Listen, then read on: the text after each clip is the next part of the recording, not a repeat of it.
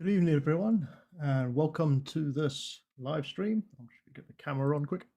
Hello, welcome to Thursday Night's live stream, where we're just going to chill out and I'm going to do some work whilst you guys ask me questions and we just relax and, yeah, take it easy on this Thursday night. First of all, can everybody hear me with the mic? So if you can, just put a thumbs up. That'd be great. Yeah, cool. Just checking YouTube quick. Thanks. I don't know if I can say that. I'm going to say Richard Piano, but yes, thank you for that. Cool. All okay. Yeah. Funny thing about this microphone, I actually bought a new microphone today because this is a condenser microphone, and I think I need a dynamic microphone which picks up just my voice because there's a lot of echo. And I went through a couple of old live streams, and I heard them over because I can't hear anything. I can only hear music through my headphones, so I can't hear my voice because it'll get annoy the hell out of me. But I was looking through my previous live streams, and I noticed that it was very loud and soft and loud and soft. It kept peaking up and down. So I did some settings for tonight, but I will be getting a new microphone, so hopefully the sound will be a bit better. To be honest, cool. Let's have a look here. So tonight is Photoshop night. We're going to be finishing off the orc bust that I created or have been creating over the past couple of live streams. And then after that, we can move on to something else on Thursdays. But first thing I want to do is just share a video with you guys. It's all about membership, so it'll just take about a minute. So I'll be back in 1 second. So you want to join my membership? Gotcha. Sign up. By joining, you won't only unlock members-only content,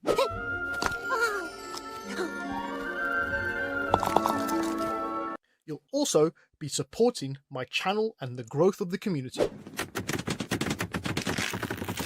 Are you ready to do your part? I'm doing my part. For as little as a price of coffee a month. God damn, Jimmy. That's some serious gourmet shit. You'll be able to access all past live streams and get exclusive members-only content. Yeah, boy. That's less than 49p a video. Shut up and take my money. So if you're ready, join now and become part of this 3D journey. Where we're going, we don't need roads.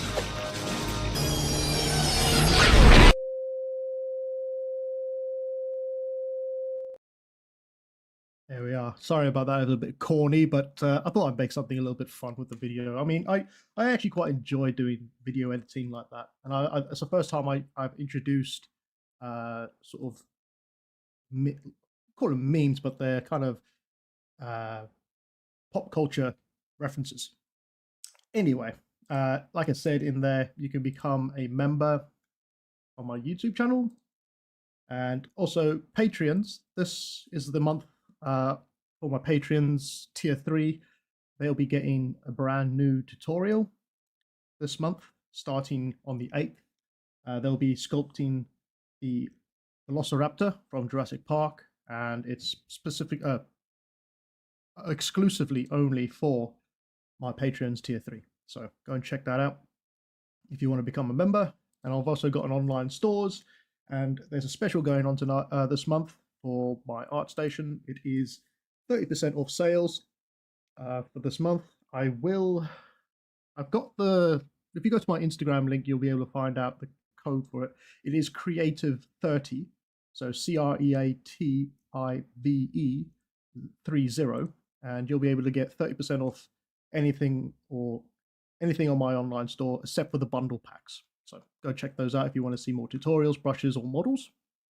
And with that, I think I'm going to get into the Photoshop scene. So let me just put some music on in the background quick. There we are. Let's put that one on. Okay. Cool. So, you know the deal on Thursdays. If you want to ask me anything, I am just going to go ahead and start doing some work in the Photoshop scene. So yeah, let's get into it. So last week or the week before, we rendered out all the ZBrush renders for my orc bust here. Oh, sorry about that. And in the behind the scenes, I've literally just gone in, added them to the Photoshop scene here, and I've sort of split them up. I typically do this for my Photoshop scene, so it's a typical layout that I'll have. So just at the bottom right here, if I open this up, you'll be able to see all the little material caps or matte caps that I had rendered out, and I kind of just layer them in no particular order, but there's a slight order in my head how I do it, but there's no particular order. You can do it any order you like. In fact, there was a live stream I did before with another one, and also there's tutorials, free tutorials on YouTube on how I did it as well. So go check those out if you're interested in it. So we have the matte cap materials on top, then we'll have the BPR flat, then the lights will come next. And these are just all the lights that we rendered out of ZBrush. Then we have a depth mask, a depth map, sorry, a shadow, an ambient occlusion, a mask, an ID map, and our normal map. Just turn all these off. And you got a question here from Richard asking, do you work with Dynamesh or subdivisions in your final scripts? So I tend to spend a majority of my time doing the sculpting Dynamesh because it just frees me up from having to worry about topology. And as an artist, you shouldn't have to worry about topology at the early stages. So I always found it difficult because you'll stretch things when you're working. There was a guy I saw online mentioning going up and down in levels when you're sculpting, and that's okay if you're doing a humanoid and you have a low res model of your humanoid. Then you can subdivide up, do all the detailing, and then come back down and do all the maneuvering and all that sort of thing. But if you're doing like a creature, a fantasy creature, or a creature from your head, then, or from your head, from a concept, then I would highly recommend doing Dynamesh first until you get all the silhouette shapes right and the majority of the secondary forms right, and then take that and retopple it, and that will be your low res model then. And then you can go up and down in the subdivision levels. If that helps. Got one here from Joseph Bankowski saying good evening, hello. Got one here from Celestials, waving her hand. Hello, good to see you. She, I think, added a concept to her Instagram this afternoon, and I kind of shared it on my Instagram. It's like a dragon in flight. It looks really cool, so definitely go out there and check her Instagram, or go to my Instagram, and you can find her link through the stories. But yeah, go check it out. Yeah, that's what I do. Okay, so you already know the methods then, so that's cool. Yeah, I will have subdivision level ones for final models. You can't really have a Dynamesh as a final model. You could, but it wouldn't be as clean or enough detail on it. Okay, so let's see what we can do here. So in no particular order, I'm just going to open up materials, and I'm going to turn on the first one. And this one, typically I tend to just use overlay and soft light for the materials, or matte caps. So when it comes to compositing these, those are the typical ones I'll use. I also use a lot of the screen and lighten and sometimes multiply. So for this one, what I'm trying to do, if you're not sure, you can just go through each one of them until you feel there is one that you like the look of. I mean, you could do quite a bit. You could do quite a bit with these things. So I'm going to go for soft light. Yeah, soft light's going to be good because it gives us that nice blue hue. So if we turn this on and off, you can kind of see it gives us a nice blue hue here. I never ever have these at 100% either, because they will just start to blow out the original image, or the original image. So I tend to sort of just with the opacity, just see what it looks like and gauge how much I need to add in it. And also turn down the fill as well. Not a lot of people do that. I think it just gives you that extra level to play with opacity. It's kind of like kind of works with like opacity as well. So you have opacity, and then you can have fill, which kind of you can bring it down just in a separate way, but a bit more finer, you know.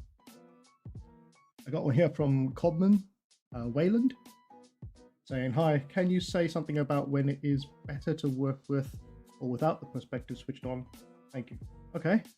Yeah. So typically when I'm working, turn that off.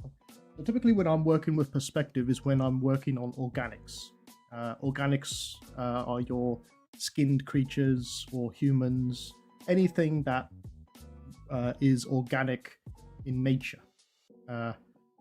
The only time I'd use hard surface, the only time I'd use perspective turned off would be for hard surface stuff like mechs, armored suits, stuff like that, because you don't really need to have the perspective turned on, because if you're sculpting a car, then you'll typically have a reference of a car in the background, and you could just sculpt to that reference and it'll be perfect with or without the perspective turned on.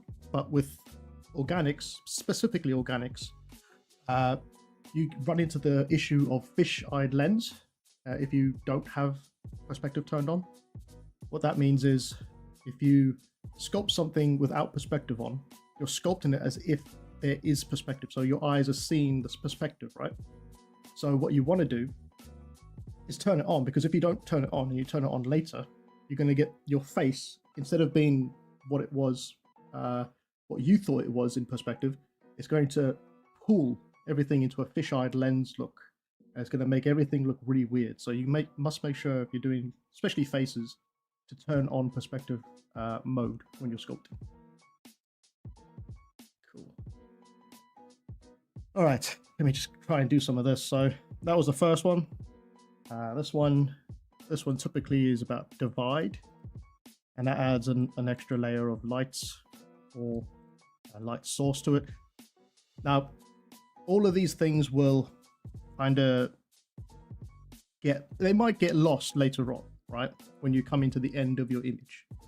But the fact that they're there, even if it's just a little bit, adds to the final image. So don't be scared to sort of, don't be scared if you lose the original look, because it's gonna all come together later on. This one is a cavity map, and this one normally I would go to adjustments and use a level and pull that so that I only get the cracks where the curvature maps is, or within the cracks basically.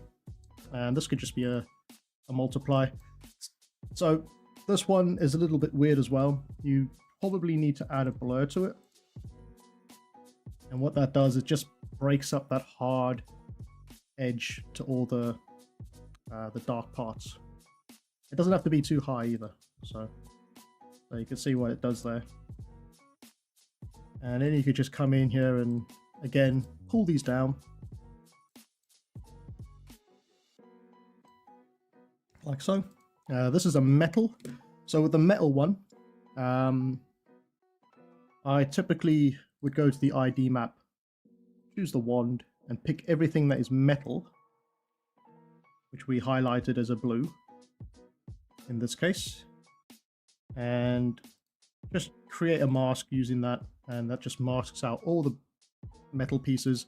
And then you could use an overlay or any other ones that you think might work best for it. So I'm going to go for an overlay for this one and just bring these down a little bit. It just gives that a little bit more of a material to the render, so you kind of know that those are all metal pieces.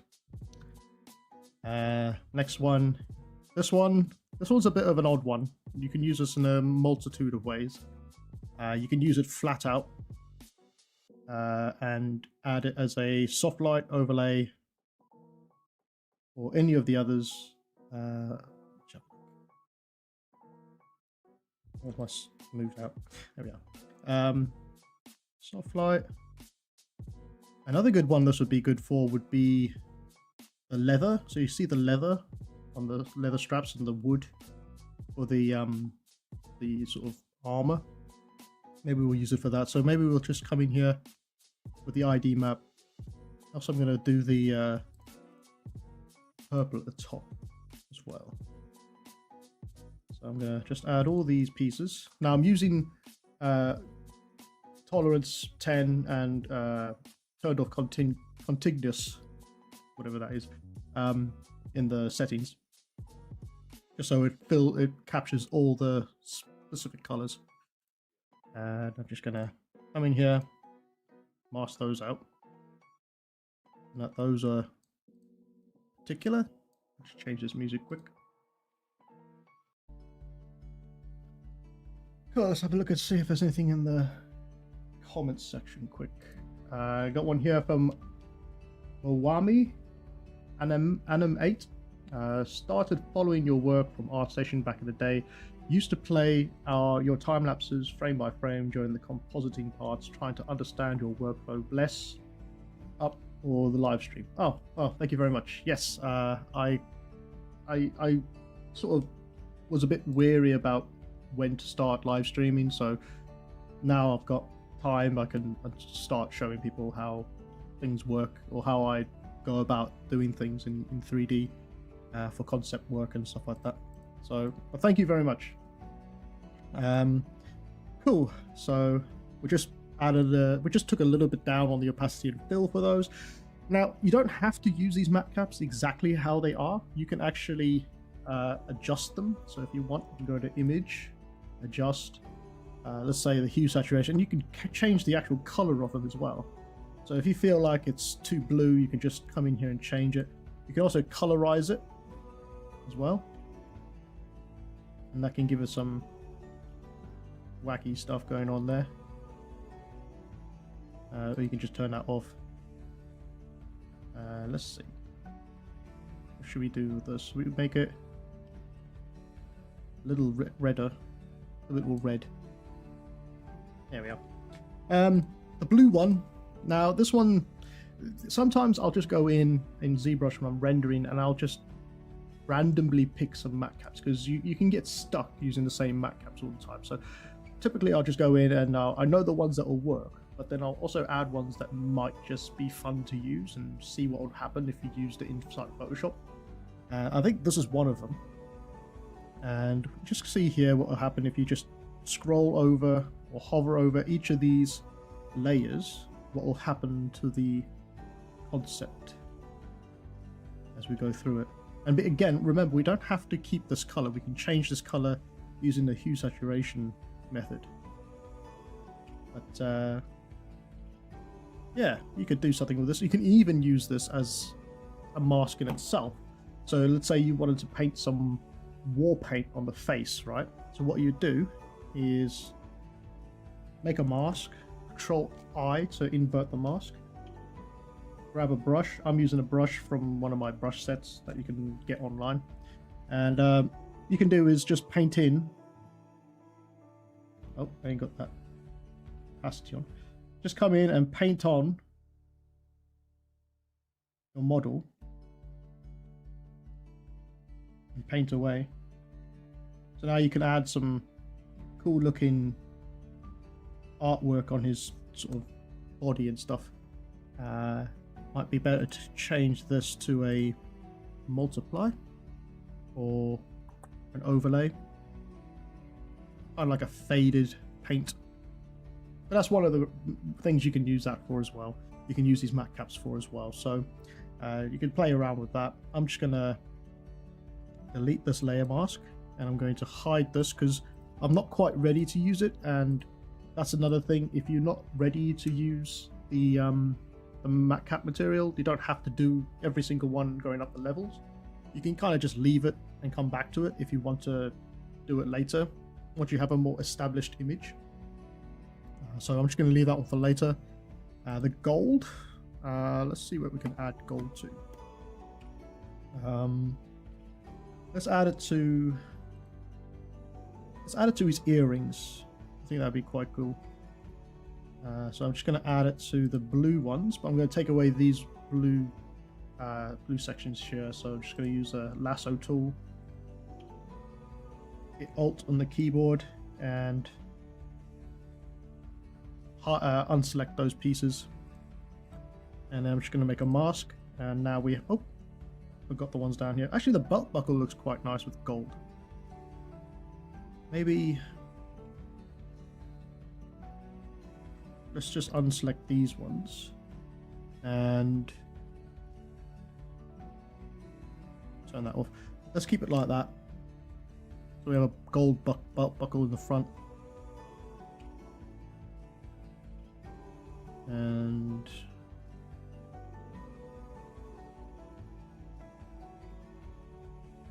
it could be a copper, really. It could work quite nicely as a copper, maybe. A burnt copper. Yeah, that's quite interesting. Let me just change the music again. How's everyone's week, by the way? Hope everyone's having a good week so far. Almost the weekend, thank God. Cool. Yeah, and then we have what I like to call the wet look. Oh, music sounds about loud. Hold on one second. Oh yeah. So this is what I call the wet look, and this is a map that I typically use to give extra shininess to either hard surface or a sort of wet feel to skin or eyeballs or teeth in gory areas and stuff like that. So I'm going to leave that one for now, and I typically do leave that one until later, just so I can get through the other ones. The next one is the BPR flat, and this one is just created to help keep the colors from the original render. You don't have to use this, but I find that it helps to, because you've used all the matte caps, right? You've used all the matte caps. You're kind of losing the first image that you had, and so it's nice to just come back and bring in some of that texture or that color back in. You can use a color map, but sometimes it's best to, maybe color map would work, but I like to use a soft light for this one, and I just bring it down, really low down, just so I can bring back a little bit of that color that we might have lost in the concept. So if we just turn that on and off, you can just about see a little bit of color coming through.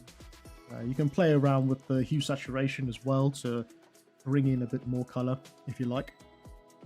The lights are next, so I'm just going to minimize the materials for now and look at these lights. Now, lights are quite difficult because I find that when I've noticed with people's sort of compositing skills, or the compositing skills that they have, which is no fault by their own, because they're still learning. Everybody's learning, but typically what you want to do is check your shadow layer first. So turn on the BPR, and you can see where the shadow BPR, sorry, and you can see where the shadow's going to hit, right?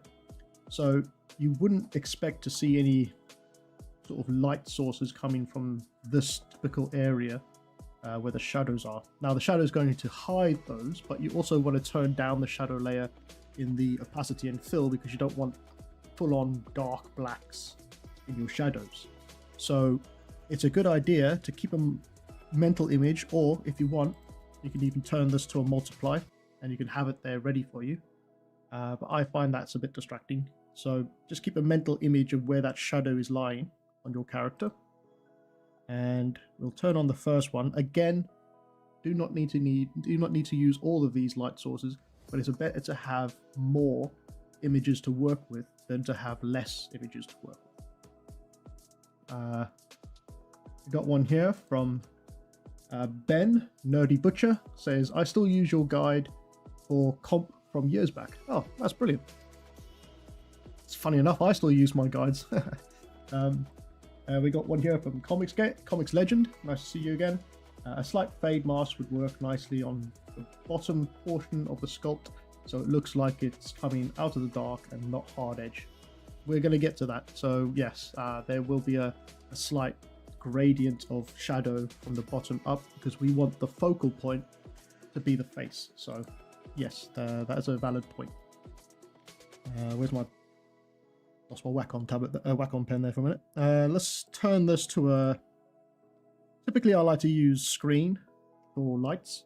You can use lighten as well, but you can see how it shrinks the what do you call it? The radius of the light when you use lighten. It's more of a focused light source. So screen normally works pretty well there. And again, I'm just going to turn these down a little bit. And this is when we start heavily using masks for the lights. Let me just try and find that soft brush, wherever that is. There it is. So just using a soft brush, using X on the keyboard will change it from a white to a black, and that is to paint in the mask. This is also really good because it's non-destructible. I try to keep my workflow as non-destructible as possible because you never know if you have to go back in, change things, and then once you've done, well, let's say you're not working in a non-destructible way. If I was just to go in and start using a eraser brush and erasing all the light source out, then I wouldn't have anything to come back to fix. So using masks, just like you would in Substance Painter, use masks, or in Mari to create textures, texture maps and stuff, use masks inside of Photoshop. I got one here from Anton Stepanov.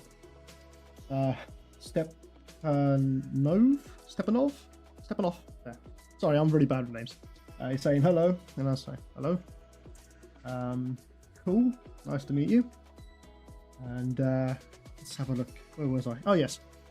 So what you can do is, before you start painting out the whites, if you want to make sure that there's no light where it shouldn't be, you could just hit Control-I to hide everything in a mask down here, and then change the brush to white with a soft brush, and just come in. Now don't paint the hair too much, because hair, even though it's got a specular highlight, these hair strands are just going to be really icky to look at.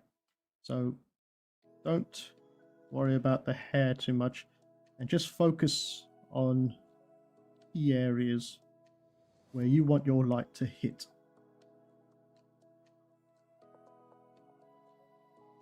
I'm just going to come in, and I'm remembering that the light source is coming this way.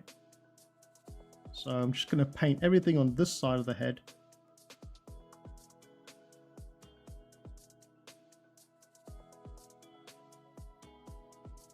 And a bit down there as well. You can see how it tries to pick up those rounded pieces, so it makes it look more rounded as well. Yeah, it gives shape to your model. Otherwise, it's just a flat image. You see? Let's jump on to the next one. I'm going to leave that one for now. I'm just going to try. Oh, this one. So this is the outliner. So I use this map to do outlines, the rim light, as you might say. Same thing. Turn it to a screen. Give it a mask. Control-I to hide it all. And then come in and add a rim light just around the edges of your model. Now, we will be painting this one in and out, so don't worry too much if you've added too much rim light, because you can always take it away.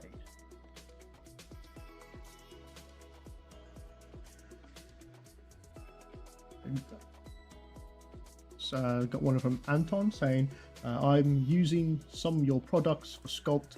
I want to say thanks. Oh, well, thank you very much for supporting me and my art, and I hope it helps your art out.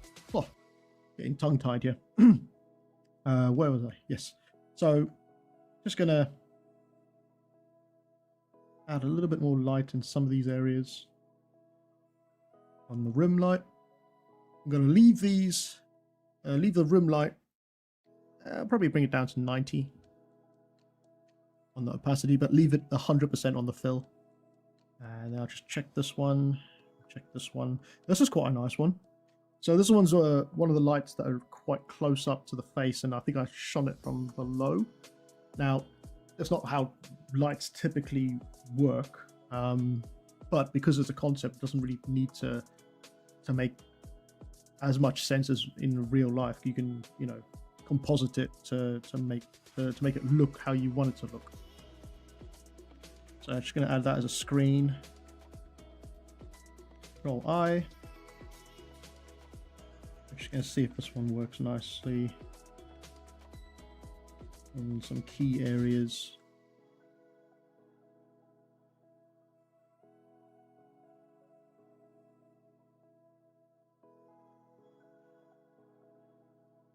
Just adding around here.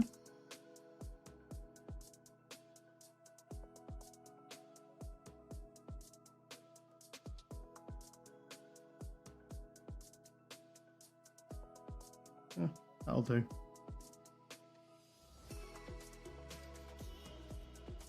Cool.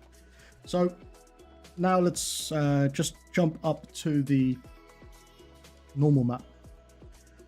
I've got a question here from Richard saying, did you poly paint this in ZBrush? Yes, I did. That is in a previous live stream. If you're not a member, then unfortunately you missed it. The idea of these live streams is that you watch it whilst it's live, and then if you want to revisit it or you want to see previous live streams, then you can grab them in the members only section. As I said, it's like 49p per video, so it's pretty cheap. But yeah, this was painted in Silent ZBrush, poly painted. Oops, cancel. So the normal map. Now, a lot of people would think, why the hell has he got a normal map for compositing? Well, the normal map is really good at directional light. So the way I use it is not like with the green, red, and blue, but normal maps use green, red, and blue to distinguish height of detail on your model normally, or typically like detail on your model. And it uses the 3 different coordinates, right? RGB. And what you can do is you can isolate those areas or those lights, those red, green, and blues, and use them as a directional light on your concept. So all you got to do is go to channel, and in channel you'll have your RGB, red, green, and blue. And if you isolate it by selecting them, you can see you kind of get nice looking cheap light source, well, what I would call light source. Now, it's not a light source in terms of like the specular highlight that we created. It's actually more of a general tone on your model, so it sort of brings it all together, and that's how I found it. What I found works really well. So typically I'd use the green channel. So once you have the green channel selected, just press Control A, Control C, and then come over to the lights and press Control V. And what you can do then is turn it to a soft light. Normally it's a soft light, works pretty well.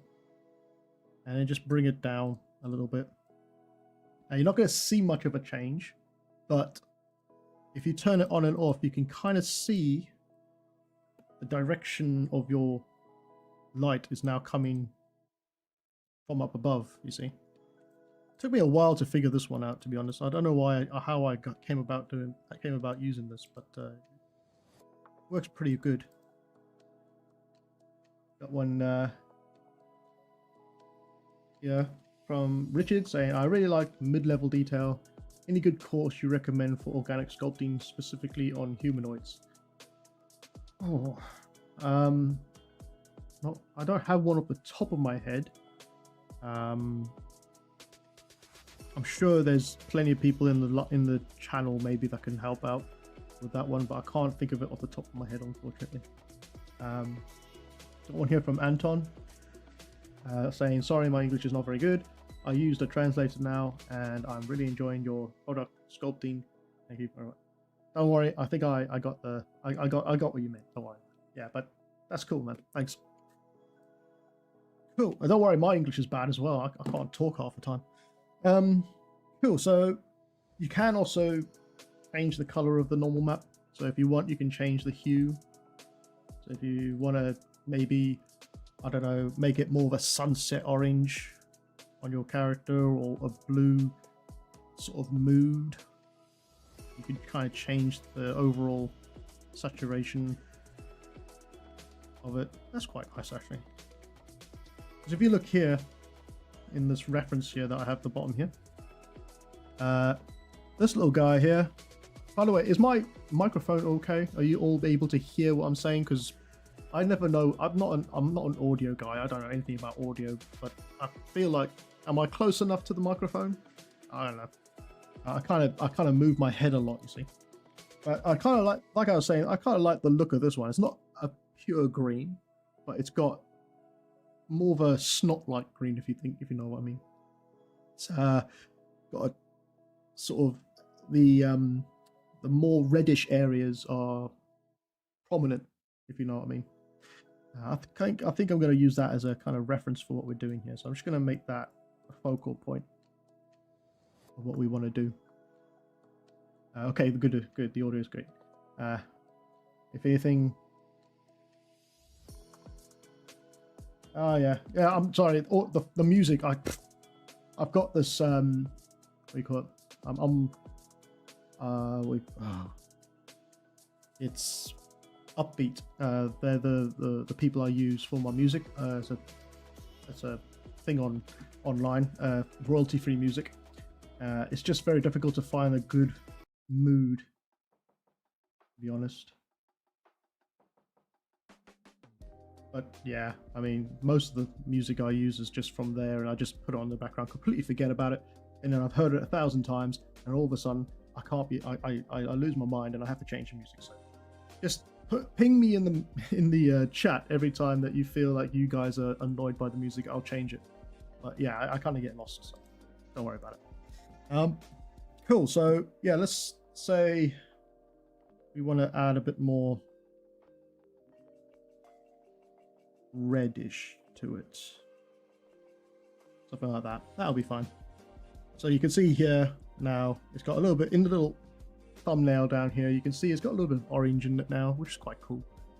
Cool. Let's turn on the shadow now. You can see we already have it on multiply, and you can tell as soon as you turn the shadow on, it just brings everything together. And I think that works really cool. We haven't even got round to the ambient occlusion yet, but yeah, typically when you turn the shadow on, it brings everything together. So just need to make sure that we're not using 100% shadow, because that would just make everything black, and we want to stay as far away as we can from pure black when we're doing composites. Most people fall into that trap at the very beginning of the journey into compositing using Photoshop. They'll have really dark blacks, and it just sort of blows the image out too much. So I tend to bring down the shadow opacity a little bit. Anton saying, I have a suggestion for you. The reference looks cool. Can you try to create something similar? I mean, so that it feels like it was drawn. I have a suggestion for you. The reference looks cool. Can you try to create something similar? I mean, so that it feels like it was drawn. I can attempt to. Typically, I'll use the reference just as a guide for color and mood, but typically the overall image will be it'll have some elements of painting on it as well. So I mean, yeah, we can look into that. Go to this one, the ambient occlusion. Now the ambient occlusion, I'm actually going to duplicate this layer because I like to do two things with the ambient occlusion. And then I'll come up to this one here. So this one's just going to be pure ambient occlusion. And we could just bring down the level here a little bit, so we get more darker areas. And I'm just going to put that to multiply. Just bring it down a little bit. Oh god, got so many questions. Yes. Some from Comics Legend. ZBrush has render sets to make it look like a drawing.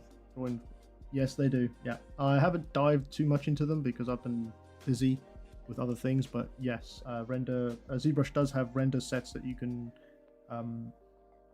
render sort of hand-drawn looking content. Going from Joseph Bonkowski. Personally, since I've subscribed, I don't need to buy any other courses. I can find every kind of tutorial I need from Marcus. Oh, well, that's great. I have got thoughts of the next thing to do. It's going to take a while to do, so I might leave that for a little while. But yes, I do want to know what should I mean, because I don't want them to be too long on the Thursday live streams, because I don't want them to take up so much time that it will take forever to make and then, you know, put and finish. So if it's anything small that you probably want me to sort of help or sculpt, that would probably be easier. But maybe the best thing to do would be to start the sculpt and then outside of the live stream, do some more work to it, and then come back to it on Thursday with a bit more work done to it, so it's kind of always moving a little bit further along, rather than having to do it every Thursday. But we'll see. Let's see.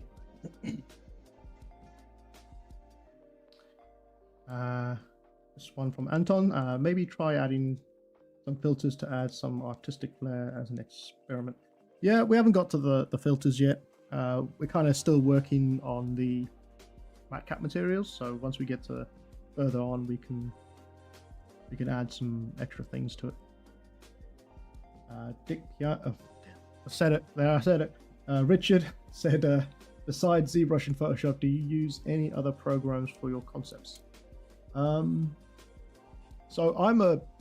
I'm very, I don't want to say I'm very good, but I'm much more confident in sculpting inside of ZBrush for concept work. Hand drawn or Photoshop, it takes me longer because I'm not great at drawing. I'd love to do real life clay, but I haven't got the facilities to do that because it's a messy thing. But I would love to do clay modeling. Maybe I could find like a studio somewhere that I do clay work or whatever, you know, outside of this the internet. Maybe I can do some stuff, but yeah, I'd like to take up more traditional things like clay sculpting or anatomy drawing and stuff like that in my spare time eventually. So that is the ambient occlusion. So let's just see what we got left. So the next one is of course another ambient occlusion, but for this one, if I just come over to the image, adjust levels and pull that down. I don't typically use this one as a black and white. What I'll do is I'll come into the channel, hit Control on the keyboard and tap on the red, green or blue, doesn't really matter which one it is, and that will give me the black parts that I want, the dark parts. Yeah. And what I'll do next is invert it. So just invert the mask so it's all the black pieces or the dark parts of the ambient occlusion are now selected, and I'll create a fake subsurface scattering effect with this, and come in here and try and find a good layer to use. Maybe that one. Create a mask, turn it off by Control I, And I'm just gonna come in here and paint in some fake subsurface scattering in just some key areas. It doesn't have to be everywhere, just in key areas that you might typically find subsurface scattering on a model.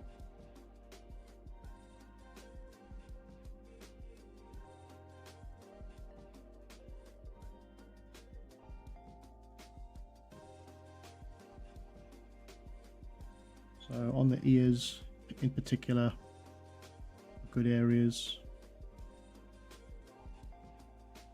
Yeah, I think that's pretty good. And then the next part is to delete. So I'm just selecting all the background with the mask, and I'm just going to delete everything outside of the model, even the ones that I haven't used yet. I will delete those as well. As we move into the next stage of the compositing. There we are. So what I'll do next is just group all these so they're all in one folder, so I know where they are. Make a new layer. Typically go for a slight darkish gray for the background as a neutral color. And we're just gonna, now when it comes to compositing your image and sort of picking a good position of your render, or a good pose, or a good look for your render, you don't need to use everything in the scene all the time. Remember, this is just going to be a beauty pass for your composite. So this is like a poster version that you want to show to the director. If he wants to see turnarounds or anything like that afterwards, then you can have a look at the model, or you can have a look at extra renders that you can make. But if we're going to be making a poster version or a show-off piece, you don't typically need to have everything in the scene. So you can actually scale this up quite a bit. And because it's a portrait, we want to make sure that the face is nicely centered in the middle. And you can see we're kind of losing a little bit on the sides. But, oh, daisy. And funny buggers now. We're losing a little bit on the sides, but it's not a problem. There we are. Let's have it that big. Right. Now, you might think, well, then you just wasted all that outside pieces and now you can only see the face. Well, the whole idea of this was to have the face. The other pieces were just like added extras that we were going to use. What we're trying to portray is the you know, what we're trying to portray. What we're trying to show is this immensity of the character. Kind of make a story with the character. You don't just, you know, have it really small in the middle so you can show everything off. It doesn't give it that grander effect that you're trying to go for. So just keep that in mind when you're doing concepts or posters or book covers. You want to make sure that it has a story behind, has a sort of story behind it, because otherwise it'll just be a really bland sort of look. Okay, so I'm just going to use a gradient now, and I'm going to make a gradient of black coming up from the bottom, because we want to hide what we don't have and we want to show off what we do have. So the face is the part that we're showing off. Dark at the bottom, add a new gradient. This one I'm going to use, oh, I'm just going to change that music, get on my nerves. There we are. Okay, so the next gradient, we can actually just go ahead and color pick. So if I color pick one of the lighter edges of the rim light of our character, And then I'll just use the one of these gradients up here, so you can have the one from from bottom to top, radial, or a line one, and the line one works pretty nicely. So just gonna give a bit of a gradient. See the sort of light source should be coming from the right side of the character. Oops. 1 second, guys. Yeah. Where's that blue? Anyway, we just add the light source coming from this angle. It could take a few attempts to get this right, so don't be too dismayed by it. Maybe try this one.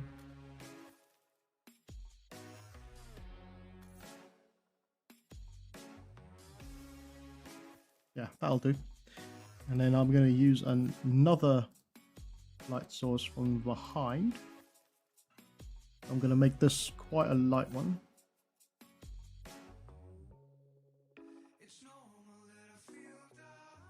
Kind of like a extra light at the very back of him. Turn that to screen. Don't worry about the darkness at the bottom here, because we can add paintbrushes to fill in those very dark areas. Got one here from Anton saying maybe dark orange. Yeah, maybe. Let's have a look.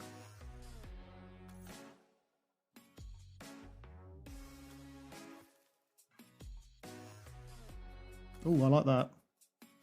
1 second. Maybe it's just like a hint of sunset at the back there or something. Let's try this one.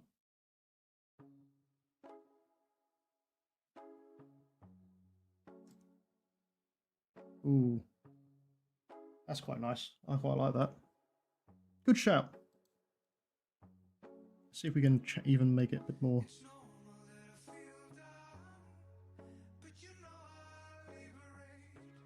Bring it down a bit. Now, what I can do next, once I've got all the background stuff, colors sort of poked in with gradients and all that sort of thing in maps, what I'll tend to do next is use a trusty cloud brush. Typically only one cloud brush I'll use, but just a trusty cloud brush. And make sure that the opacity is on and the size is on. And I'll just color pick from the background and just add some clouds in there, you know, just very lightly brush them in. So just gives that feeling of something happening in the background. And then you can also slightly pull the opacity down a little bit so it blends a little bit more.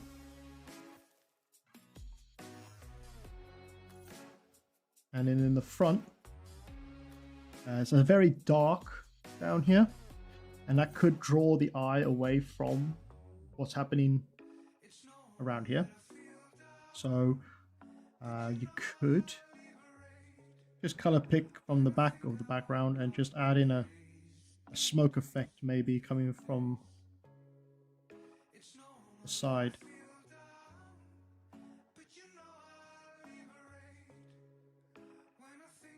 Almost as if he's sort of walking out of or through a dusty war zone or something. You can't see the war zone, but this is the sort of thing that you need to kind of think about when you're doing this, the storytelling, you know. I'll just maybe bring this down a little bit, just to see what happens if we.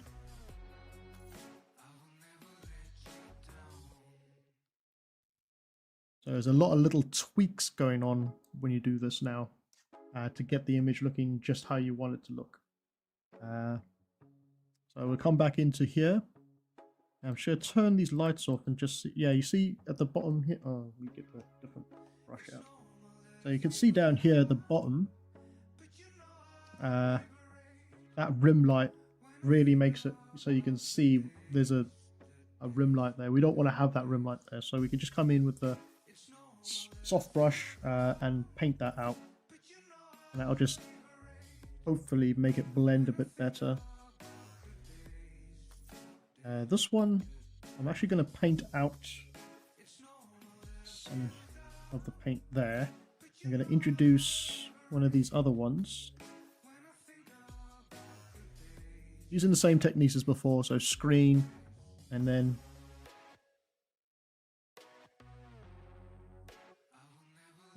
opacity. How's that looking? That's looking all right. What's this one like? Well, this one's actually quite interesting because we can actually, if we use it right, just adjust this to hue and saturation, colorize it.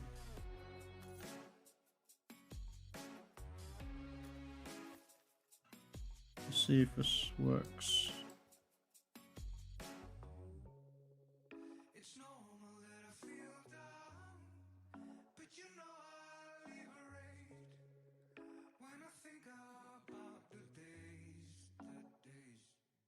See what happens.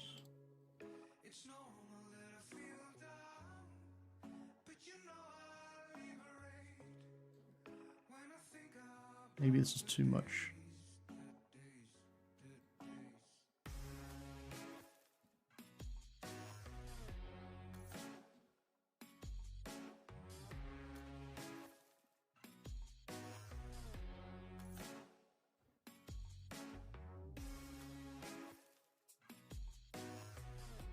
That's not bad.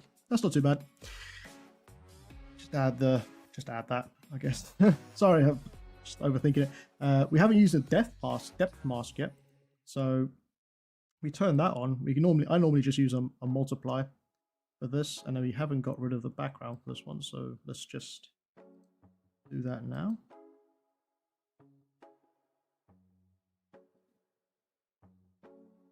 Yeah, you can just bring this down a bit.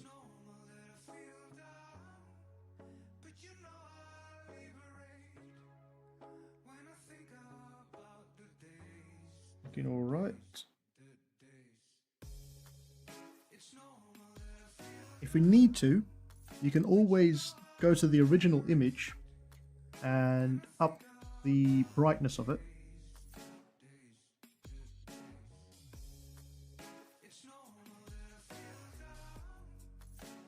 Just turn that on and off and see what it looks like. Yeah, it looks a little bit better. What we got in here? We got Comics Legend. The reference image has more of a yellow tinge in the skin color. Yeah. You could add a tinge of yellow to that if you want. Probably, let's duplicate this first. So we have a backup. And then change the skin color here. Let's make it quite exaggerated. Because what I can do next is come up to the masking ID, select just the red, and mask that out. Or actually, not have to mask that out, we could just delete everything apart from that. So I'm just going to invert the mask, delete everything, and then we can use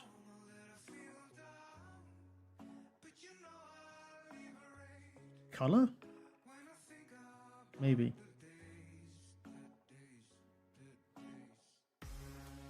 Image, just brightness.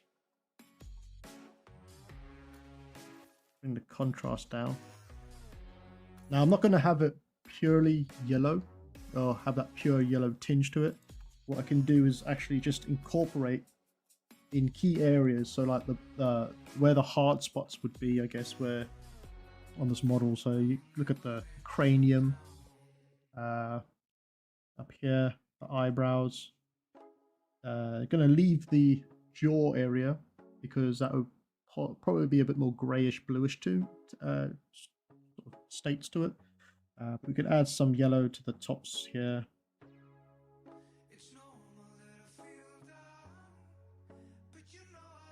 Yeah, not too bad.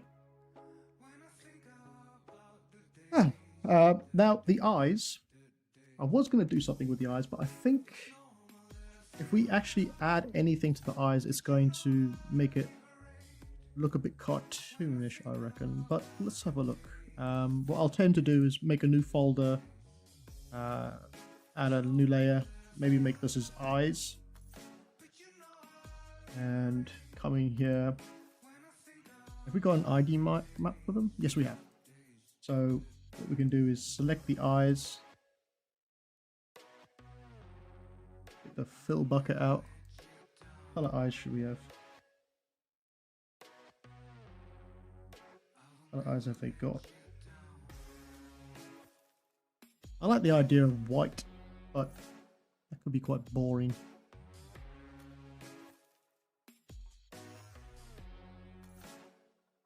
Let's just have these ones for now.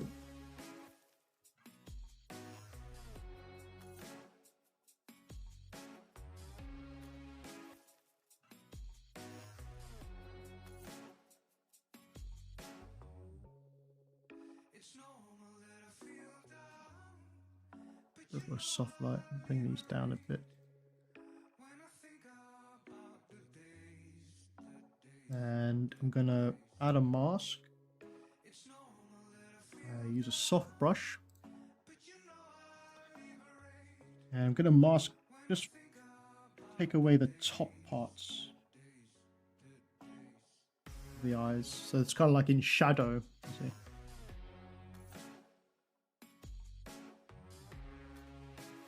And next thing you can do is add a new layer. You can do this if you like. It might look a bit weird, but let's just see what happens.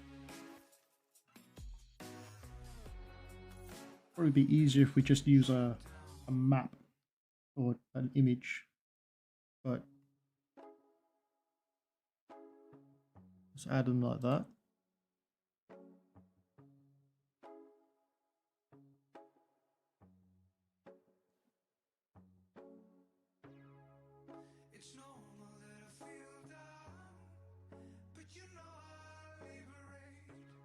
I don't want them to overthrow the image, you know, the eyes, like be completely sort of in your face. So let's just have them like that. I want to kind of glazed over looks quite nice as well. I'm just going to get rid of the highlights at the top.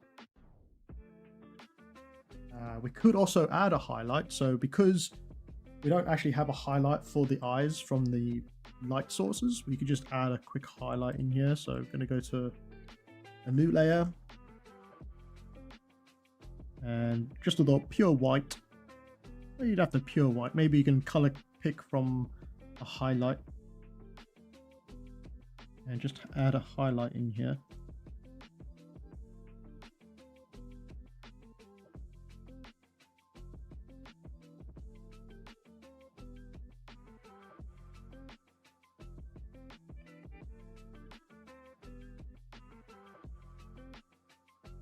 I'm just going to add one there.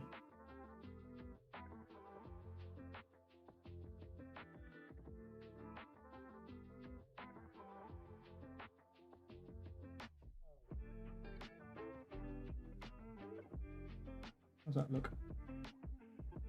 Does that look all right? Some other things you can do now that we have a generally good looking image going. We can then come in and start to grab the soft brush. We can start to manipulate the colors a little bit more. So I like the idea of his eye, these bags under his eyes being a little darker.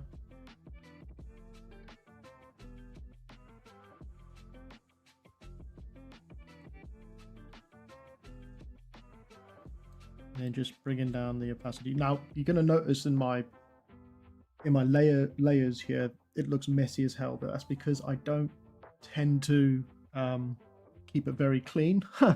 I know what I'm doing, but if someone was to open this, they'd probably be really confused about what's going on. So that's a good tip to have, is to make sure that your scenes are clean and tidy in case someone picks it up. But if it's just for your own fun, don't worry about it too much. Okay, I just want to have a look at that one. Is it this one? Yeah, should we colorize it? I'm going to duplicate this quick. I'm just going to try colorizing it.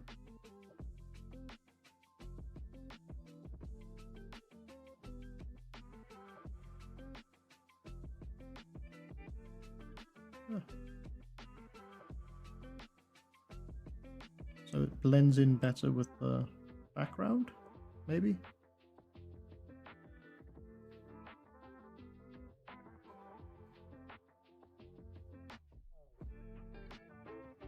No, I think we're going to keep it as it was. Let's delete that one. Oh yes, the wetness. So, I almost forgot about this. Yeah, once you get to a point where you're happy with it, you can then add this wet map. And what I like to do with this is go to hue saturation, bump this up to about 40, press OK, and then go to hard light and use it as a hard light. Bring down the opacity a bit and invert the mask. And oh, you can also maybe grayscale it, but that doesn't really matter. Desaturate, sorry. And I'm just going to come in and paint in the wet areas, so the tusks, the mouth, the lips. Yes, the wet map is a matte cap from Richard here. Yes, it is a matte cap. It's the it's one of the matte caps. I mean, if you look online on YouTube, one of my tutorials, I'll probably point it out in one of those ones. Oh, Anton says, unfortunately I have to go to bed. I suggest adding sparks hovering in front of the orc's face, but overall it looks pretty cool. Yeah, we could do that. It'll be like maybe in the background as well, so it looks like a general war zone that he's walking through. That'd be quite cool. But thanks for joining tonight. Hopefully you'll see the final image tomorrow once it's finished. But yeah, if you haven't already, become a member and you can rewatch these. These are going to be on until tomorrow morning anyway on here, so maybe you'll be able to catch it before it goes to memberships. But thanks for joining tonight. Okay, where was I? Yes, the wet map. That's what I was. Just gonna, where there might be a little bit of shine on the skin. Don't typically do the hair, but it's mostly like the nose, the lips. Actually, the lips can do with a bit of darkening as well. I think they're a bit too bright. So let's bring it up to the top here again. I'm going to call this just extras, because it's just going to have everything that's extras in here. I'm going to add a new map or new layer. I'm just going to darken that bottom lip a bit, multiply it,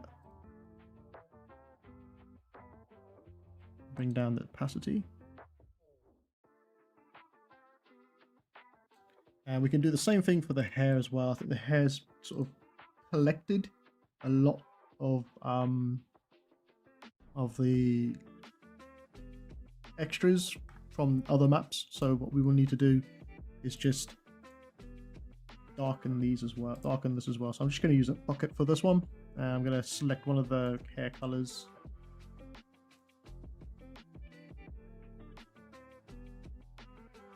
Use a soft light,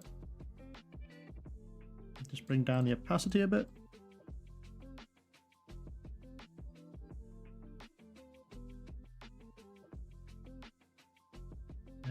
going to use a mask.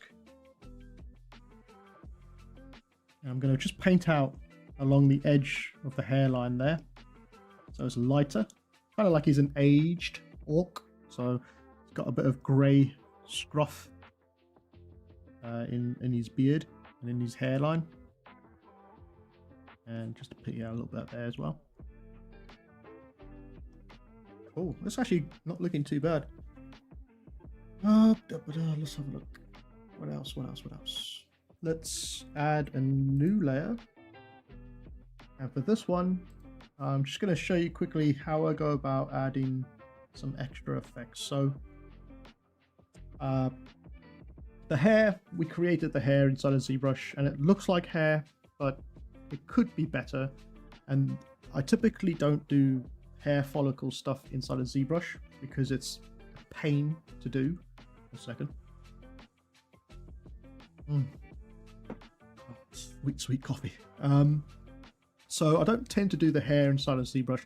I tend to just go in and paint the hair inside of Photoshop because it's just quicker, and you won't have to worry about loose flying hairs everywhere with fiber mesh. So I think typically a lot of artists would do this as well.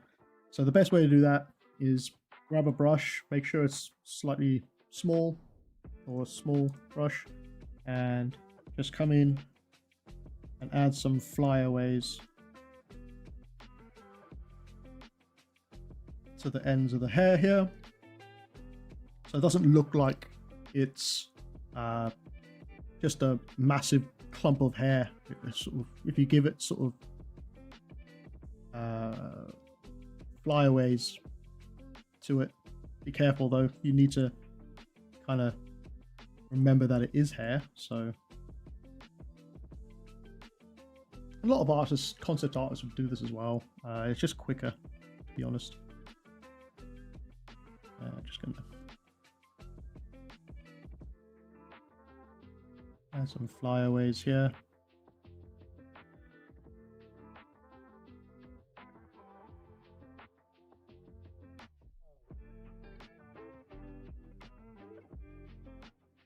Of course, you can look at references to see how it looks. As long as you got the general idea,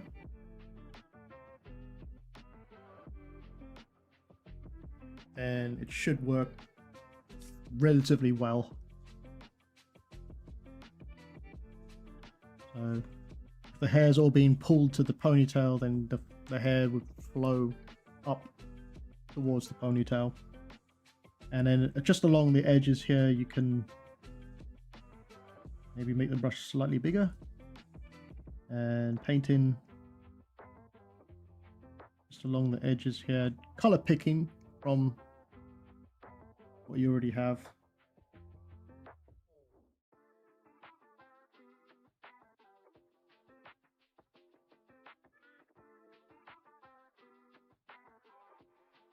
And this is the nice part of compositing, to be honest. It's the enjoyable part, I find. It's relaxing. You take your time, make it look really cool, and not have to worry.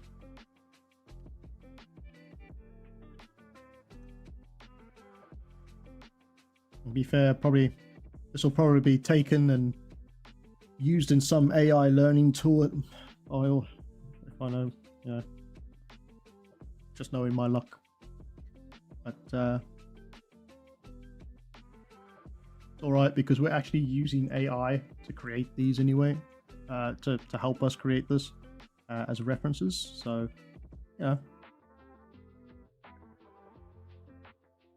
works both ways, I guess.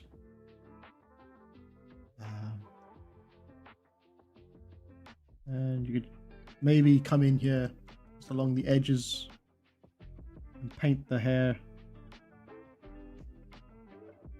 along the edges, so it's not so hard a transition from the hairline to the hair.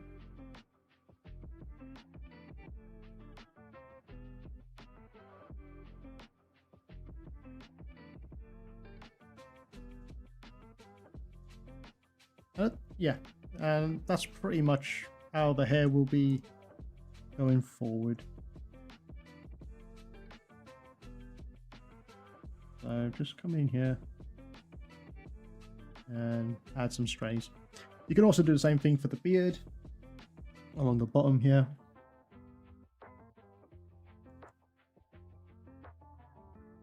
And this is a bit more tricky because you got a lot of beard here to work with, so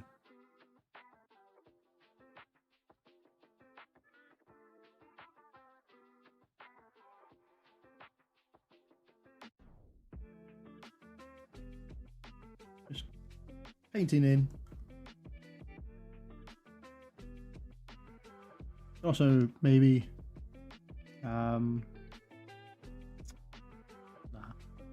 that'd be all fine. Normally what I'd do is also add some peach fuzz to the face or to the outline of the back.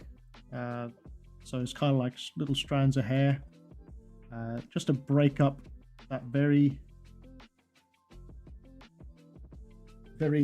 harsh line where the body is.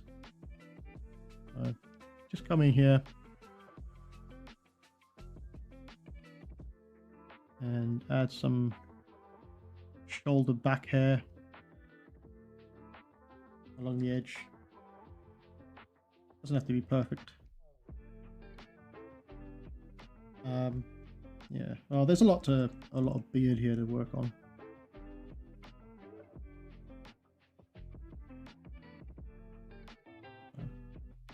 Everyone having a good night so far? Is anyone got any questions anymore, or are we just staying quiet because we're so enthralled by the artwork?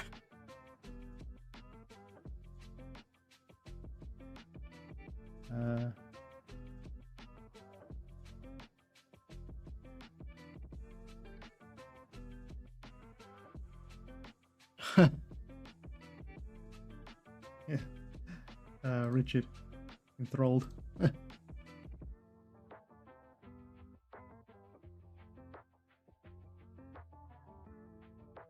You can see just with a very short amount of time, we can have some reasonably good looking hair. If you had more time, you know, spend more time on it. Let me just... Oh, cool. Comics Legend saying, I think the question now is, when do you call it done? It looked great a while back, it keeps getting better, but when can it be overdone? Yeah, it's difficult. It's difficult to know when to call it quits when you're doing a concept, to be honest, or an image. When do I know when it's done? Is I have to physically just stop myself. I just go like, just say, okay, stop. But I always find that I can add a little bit more here, a little bit more there, onto it. But it's never really done as well. I mean, that's what all artists say. To be fair, they all say that art is never really done, but it's kind of true. You could spend hours defining this further if you wanted to. We haven't even got to the part where I start adding textures to the model, so yeah, we've still got that to do.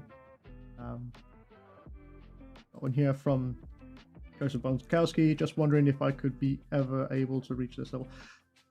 Be honest, dude, it doesn't take... if you keep at it, and you keep at it for a long, well, that's partially to say, but if you keep at it, you'll eventually be able to pick up certain tricks and tips. It doesn't come overnight, unfortunately, but it's like everything, you know. You just need to focus and keep up, sort of updating your skills. The worst thing that can happen is sticking to one sort of style. Even I'm guilty of that as well.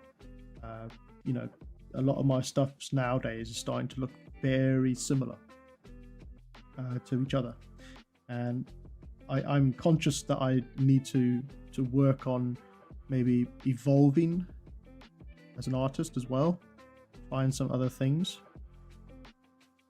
But it's also a time thing for me. I don't have much time to really sit down and do things, you know, the way I want to, because I've got to always be mindful that I have to create content, I have to create tutorials, and all other things as well in life in general as well, that can sort of pull you away from trying to learn things. But yeah, it just takes time and patience.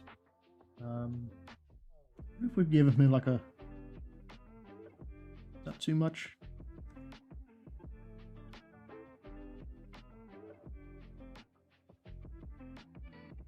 I just want to break that forehead up a bit. That's a bit too much forehead.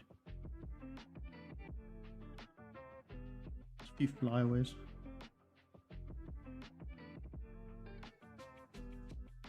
Too much, that one. Just paint it back a bit.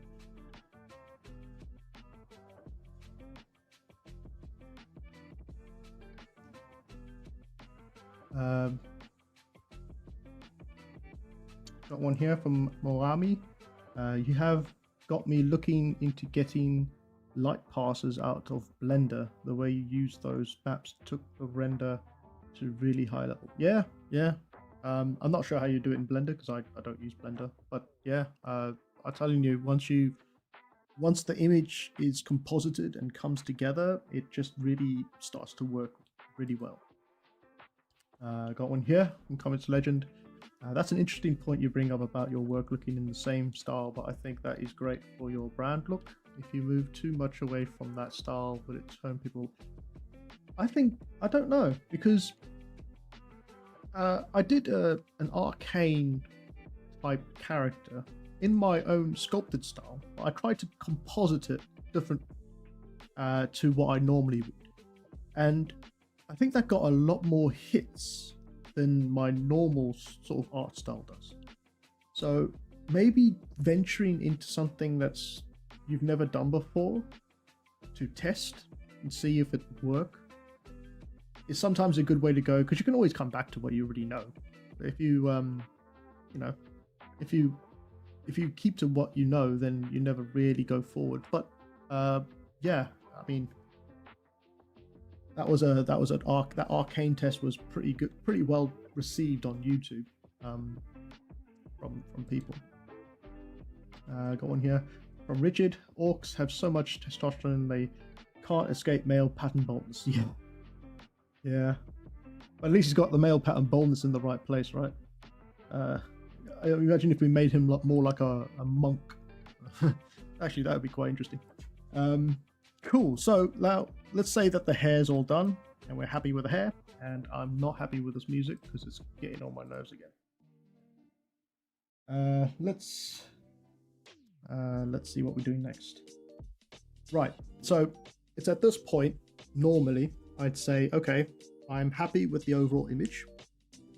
What can I do now to exaggerate or give extra detail to it? And that comes in the form of textures. Textures from online doesn't really matter as long as you can use them as a texture, it's fine. So I'm just going to bring in from the side here one of my favorite ones, which is this one. I think everyone's seen this one on my time-lapse videos before. If I just rasterize this. So this one is great for everything. I find everything, but it's great for skin in particular. If we just scale this down, and I'm just going to duplicate this multiple times, just holding down Alt and then click and dragging will duplicate it multiple times.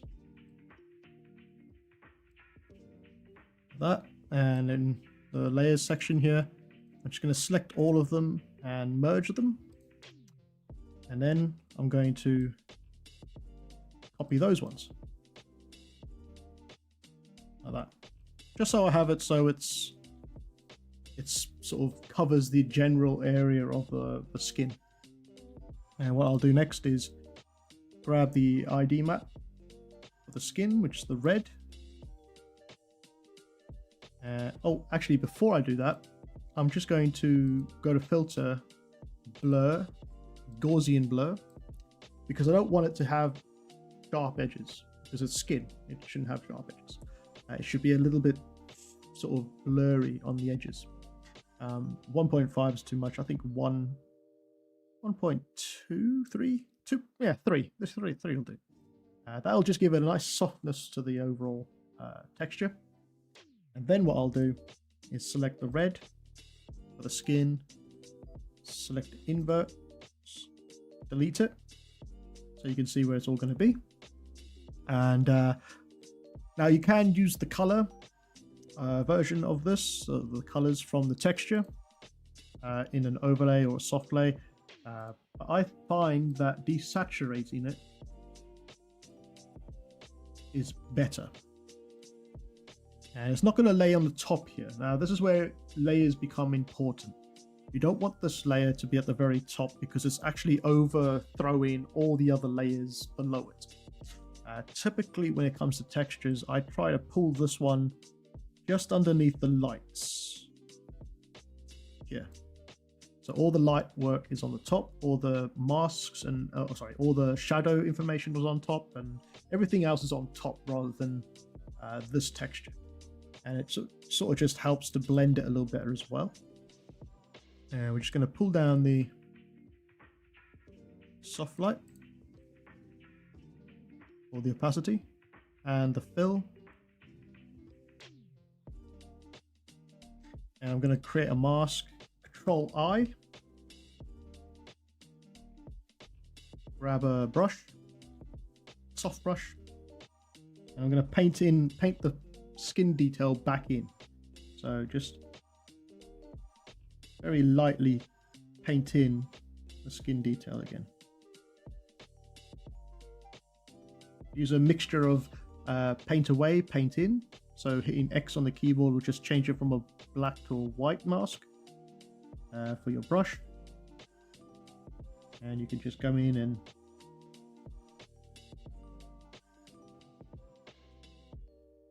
paint that detail in.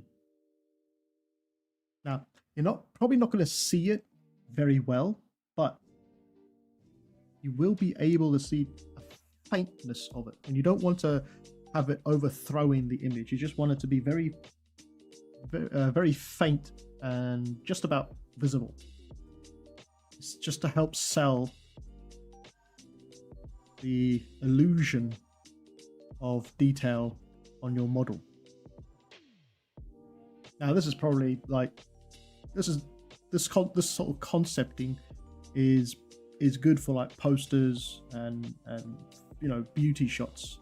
But if you're under time management, or if you're under stress from stress, a certain amount of time from a company to get this done, then you probably need to be a bit faster, and you probably won't get to these kinds of details. But because it's a bit of fun, we could just add these details in.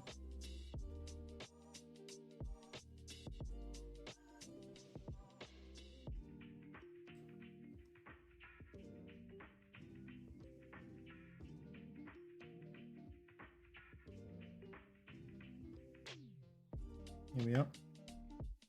So that's the first one. And there is another one in here. But this one is a good one for rusty metal, or even for skin as well. It gives that dirty texture. So that's what we're going to use it for. I'm just going to rasterize this one. Scale it down. And I'm just going to plaster this all over the character. Like that. Now, the eagle-eyed among you will notice that there are seams everywhere with this texture, because it's not a tileable texture. If I just merge these layers, you can see there's loads of seams everywhere. There's not much we can do about that, but there is a brush called the Come on. Oh god. Spot healing brush. And what you can do is you just come in here and just slightly paint out these seams as best as you can. Doesn't have to be perfect, as long as it's not like a definable seam just running through your model.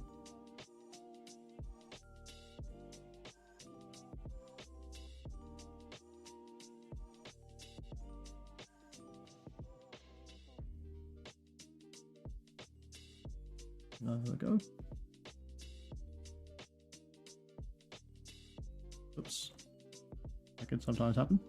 Cool. Let's say that's that. Now for this one, I'm gonna delete the hair from it. So I'm gonna select all the parts where the hair is. And I'm gonna delete those. Actually, wait, we have to blur the mask, blur the map. So just come in here, filter, blur, Gaussian blur. And I'm just going to select the hair, delete the hair, and I'm going to select the body. I'm going to select everything, the body outline, sorry, or the model outline. Select the inverse, delete everything on the outside. You see there's a seam coming through here, so we might just want to clean that up. Yeah.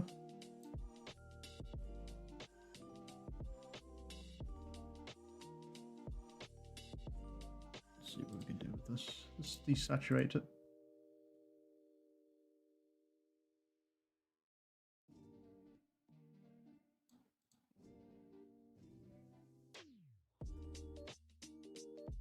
And let's add a mask. Don't want to use it everywhere.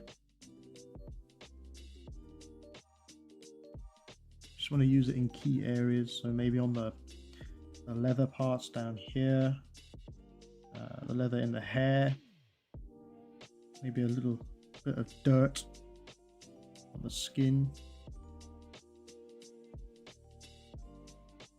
Try to keep the face a little bit cleaner than the rest.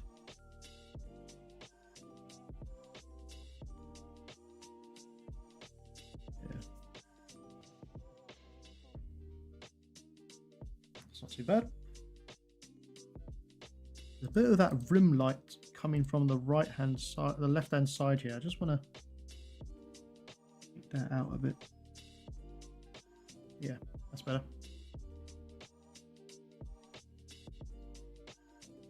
Cool. How's everyone doing? Haven't seen the chat for a bit. Got one here from Jay Cannon. Just when I think it's done and perfect, you add something and make it better. yeah. I mean, this is like this is very fast, but if you take your time, you can make it look even more exaggerated and cool, I guess. But thank you very much. Let's see. Got another material here. It's kind of like a rusty material, which I think will look really cool with the metal pieces or the shoulder pad or anything like that. So let's just add this one in here. Rasterize it. Just gonna duplicate it a couple of times. Merge them. Spot heal. So just gonna spot heal where I think there's some seams. Yep. Gonna add a Gaussian blur. Bring this down here. And let's add it to, whoops, the shoulder pad. These metal pieces, minus the earrings, obviously. So let's take those out. And yeah, maybe let's add the sort of horns as well, just in case. And select inverse, delete.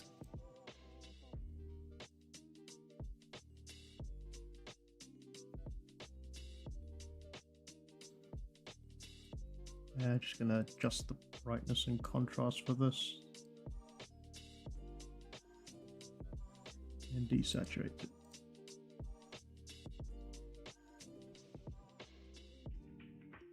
And I'm going to use a mask. I'm going to mask out just the top of these horns here because they'll be quite clean, I guess. Top there. Just paint out a little bit of that copper.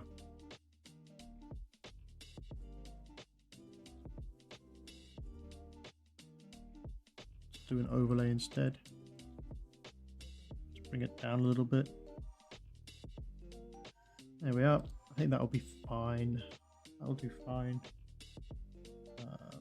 Oh, you know what we forgot to do, which what did that guy say? Was it Comics Legend or was it Anton who mentioned the darkness from the bottom to the top gradient map? So what we can do is come in here, add a new layer, put on a black, grab the gradient tool, use the gradient tool, push it from the bottom to the top like that. You can either use a multiply, but you don't have to. See what we're doing here now? We're trying to isolate this area here. So we're trying to get rid of any attention that's coming from the bottom here. And we're trying to isolate this area and maybe this area, but this area will probably be blurred out anyway. But we're trying to isolate this key area here. So we just use a little gradient map there just to pull your attention away from down here. Okay, I think we're almost done. Just a few more things. There was mention of sparks for this. I'm not sure if we can do sparks. Let's just add them and see what happens.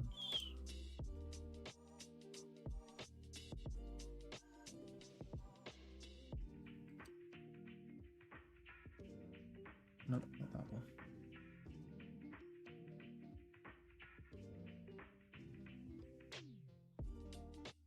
There's a particle effect somewhere in my brushes here.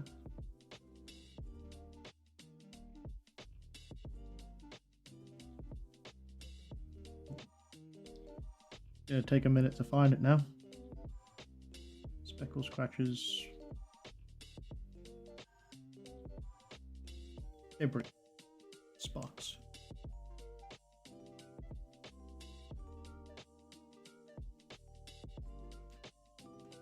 Let's make it bigger.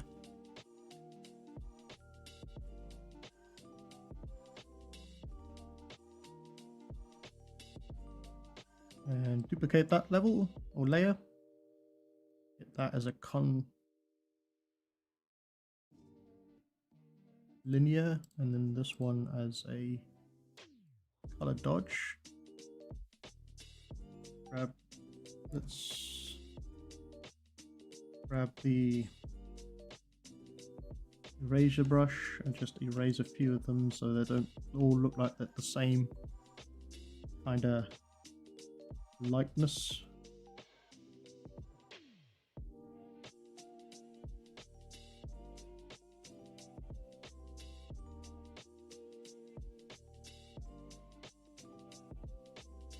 Yeah, it's a bit fiddly. So one here from Richard. When do you do this over Vignette?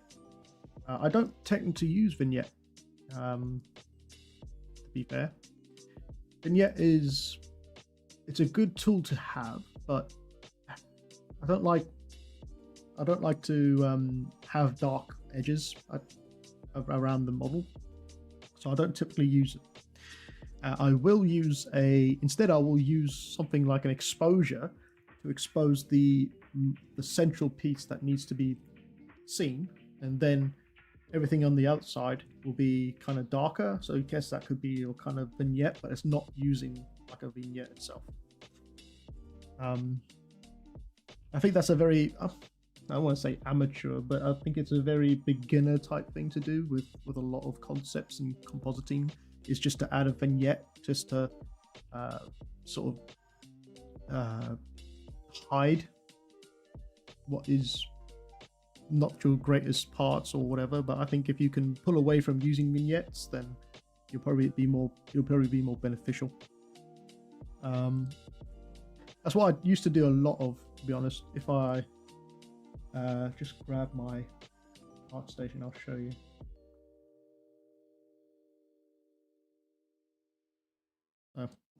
Just move this out of the way. So this is my portfolio, and if you come down to the bottom here, because I don't throw away any of my artwork, we come further down, you can see it starts to become very dark and vignettes. You see, it's kind of like a vignette type thing going on around the edges, around the model. It's a cheap trick, I think, to use vignettes like this. That's why I started to pull away from it and started to add more background colors and sort of colors. You see, here's a vignette as well. So this is actually wrong. This is all wrong. These images, these beginner ones, they should have been portrait, but I made them landscape, and that's completely wrong. So don't take any advice from those old ones. They are pretty old, but I started to sort of pull away from vignettes and started doing some more painterly style stuff. So like a painterly background using paint brushes. I was really into that for a bit, using ZBrush and Photoshop to make sort of interesting graffiti type art, you would say. And then I started to actually make more colorful background or color backgrounds, or colorful, sort of pulling away from vignettes a bit more, and eventually completely deserting it because it's much more interesting not to have that. Yeah. But yeah, don't need to always use vignettes, I guess. Cool. This in the front here, is it too much? Is our eyes pulling to the left and bottom too much? Or is it all right? I'm not sure. I think I've been looking at it for too long. I'm just going to come back to the rim light, because I see a rim on this horn here. I think can be taken out. It doesn't need to be there. It's just distracting me. So I'm just going to paint that out. And there as well. I think that looks better.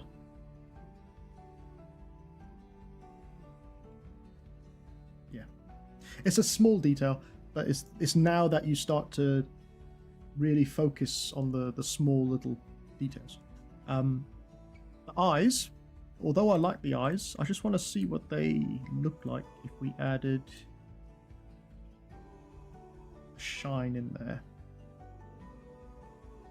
I'm just going to grab one of my brushes quick. So I'm just going to add a bit of a shine to the bottom.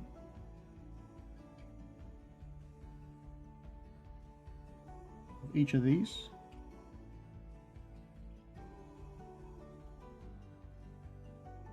What do you think of that? I mean, that's all right. You can even change it.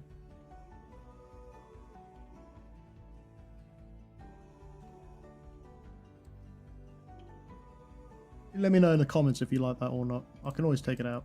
I think it just gives that life a bit more in the eyes. Otherwise, it's just very dull and very flat. You know what I mean? Cool. So it's at this point I'm ready to start finalizing the image. So we're not 100% finished. We still have a few things to do. I'm going to just group all this into one piece like that, and make a new folder. And this is normally called, well, I don't normally call it, but if I was to call it, I would call it the adjustment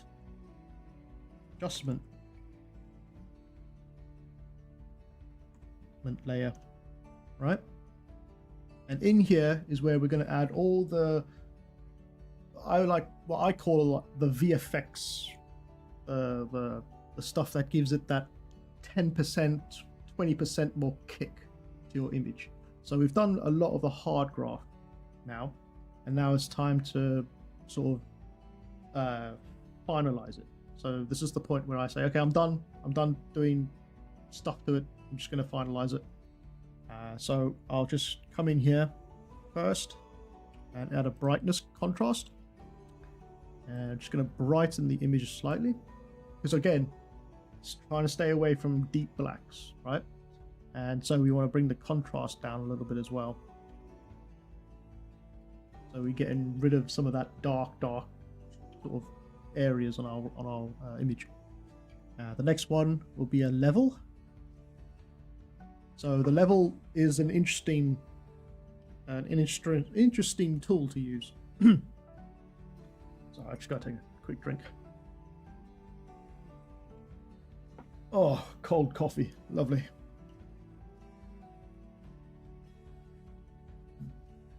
Okay. So the level is an interesting tool to use. You can, if you want, just use these sliders to sort of work with it, or use the sliders in here. But I found a better use if you use these color picks. So if you select the first one,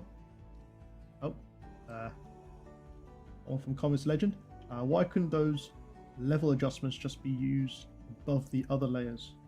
Level adjustments above the other layers.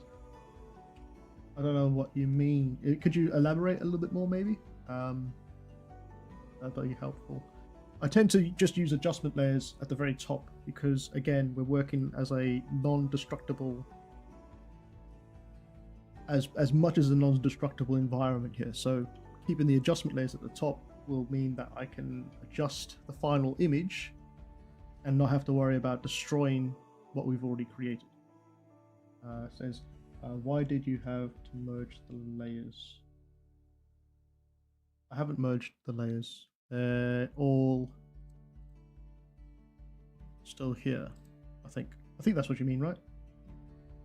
We've got everything in there, and I never merge it until it's final. So I like to keep a folder with everything in it, just in case I go back to it. But anyway, the level is an interesting one. So if you use the color pick, you can pick the darkest part of your character, and the top one is the darkest part. So if you select the darkest part, it's going to bring all the darkness to that kind of level, right? I then skip the middle one and jump to the lightest part. So now you want to select the lightest part of your image, so where the biggest highlight or white part is in your image, and it's going to be something like this, the forehead sort of specular highlight. And that's going to pull everything to that brightness that's white. So it's going to bring all the white to that brightness.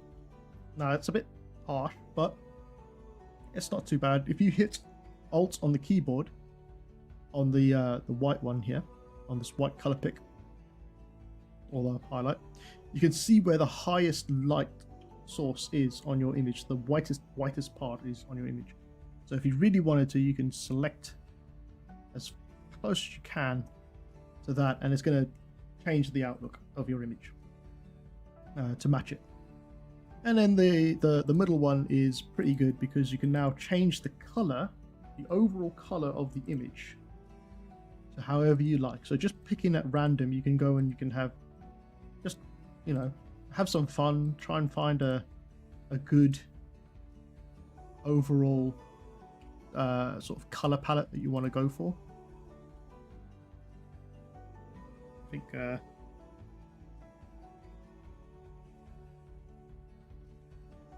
let's have a look. Let's just click around a few times. I think that one's all right. Yeah, so it's got a slight bit of blue in the top left-hand corner. There's a lot of orange. The green's muted a little bit more. The red's a bit more muted as well. I think that works pretty nicely. You can also add it as a color layer. So you can see how we've adjusted it, and then you can pull down the opacity if you want to bring some of that image from before back in. You could just have a little bit of that level working on your image. And it's all about that. It's all about these very, very small adjustments that we do. Then we're going to add an exposure layer.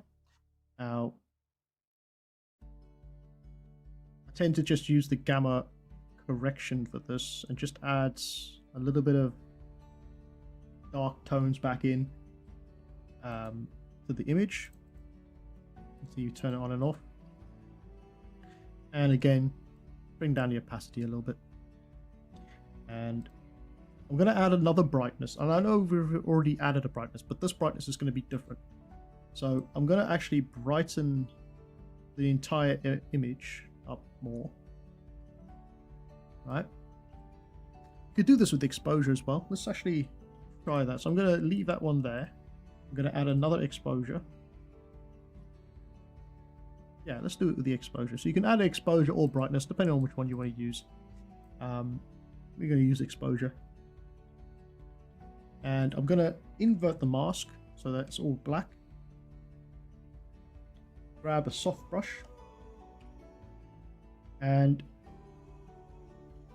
like we mentioned with the vignettes, I'm going to actually just highlight the face for here with this brush so that it pops out more than the rest of the body around here. So we're focusing in on that place, that part there, and that's what happens when you add that exposure. So it just pops that out a bit more. And of course, you can add some of the background as well if you want. And the next thing now, color lookup is a very cool adjustment layer. What it does is it's got a bunch of I would say like filters. You could say they're filters, and if you just cycle through these, you can find some interesting looking sort of pre-made final looks that you can use for your model, sort of renders. So you could just scan through. Look at that, was pretty cool. You could just scan through these and just helps you to finalize your design.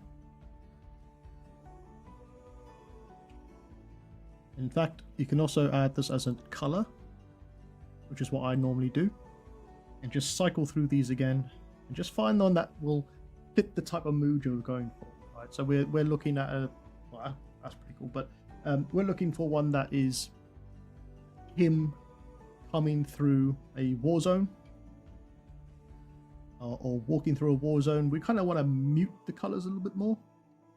I think this one's quite good, quite good. It's like dropping the blues. But yeah, I mean, you can render out multiple images of these, or your final images. That's quite nice.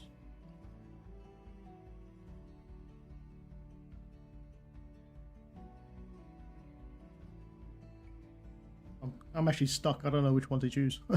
They're all pretty good, actually.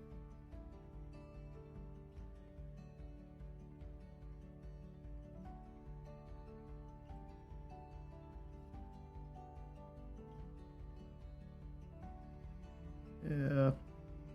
I don't know. What do you guys think? Quite like the drop the blue one. It yeah, helps to drop the blue a little bit. Let's just do the drop the blue for now. We're all getting a bit tired. Yeah, so those are the main ones, and then there is another one called photo filters, and this is actual filters.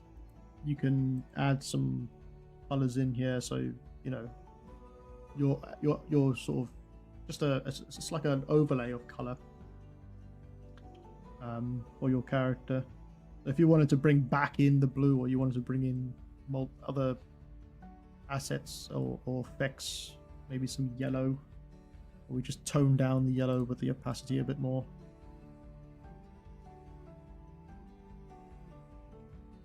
Come on, there we go. I want to get to 50. There we go. Here we are. And now I am pretty much done. It's just a final. I swear to God, there's final. Just one more thing that I want to do, just to make it a finished piece.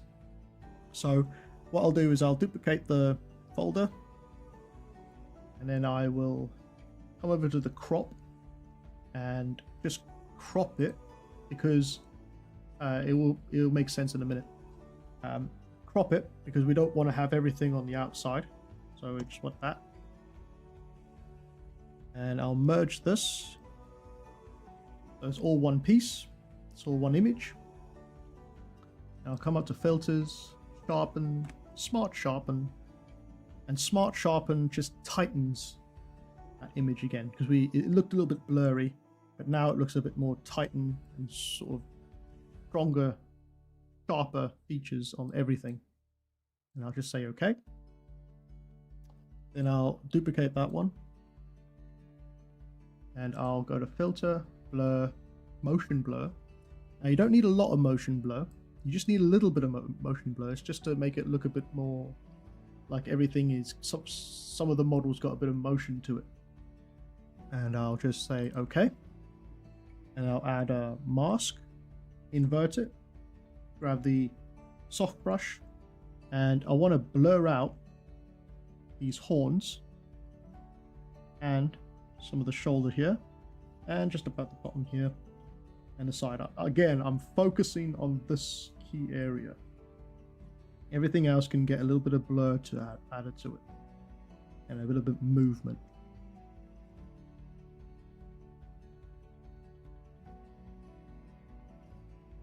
Like that.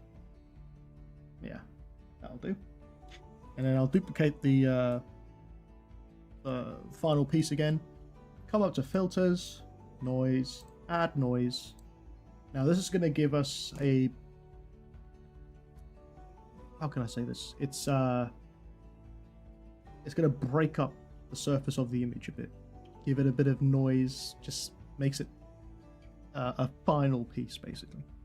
I'll show you in a minute. So I'll put that on soft light, bring it down to about 26 on the opacity, and about 25, 23.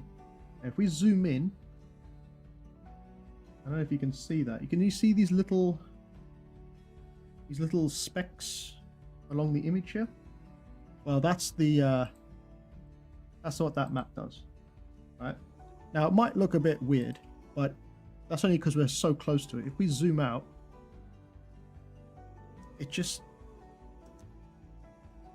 makes everything merge together nicely, you know. And that's it, guys. That's all I do. I stick a logo on and I'm done. So I hope you guys have enjoyed this. It's quite a long stream, to be honest. It always is with these sort of things, because you have to explain everything as you're going along, I guess. But I hope you've enjoyed this. I'll be putting this up on my Instagram later tomorrow, because I'm going to go to bed.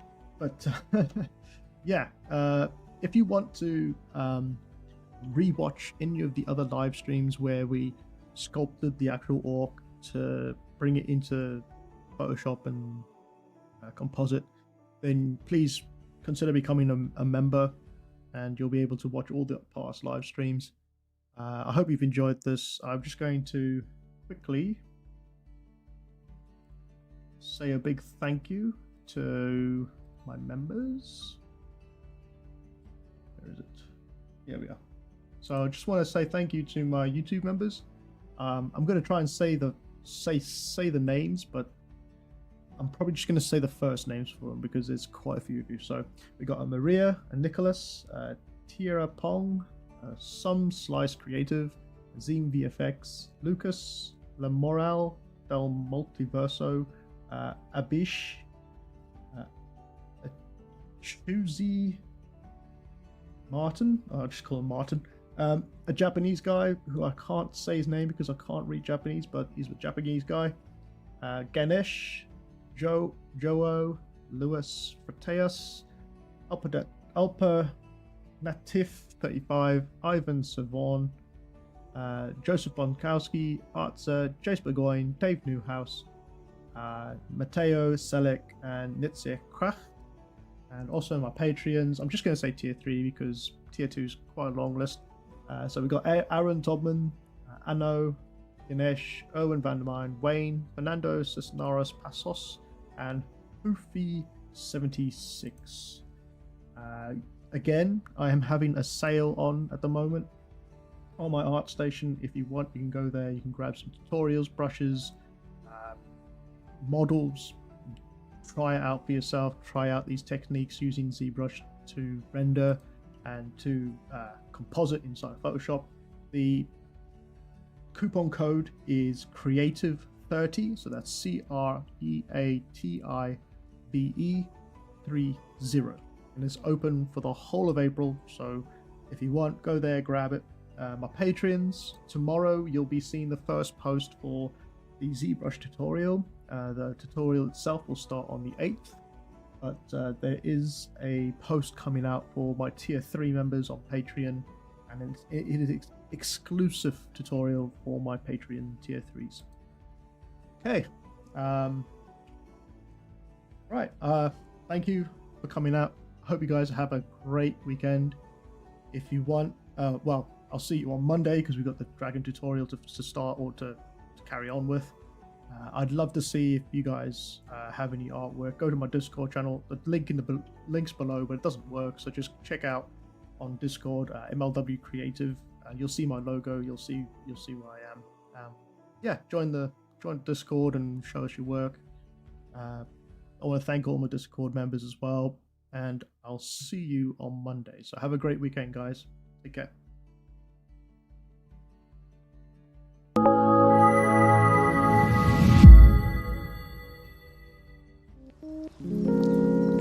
Thanks for watching.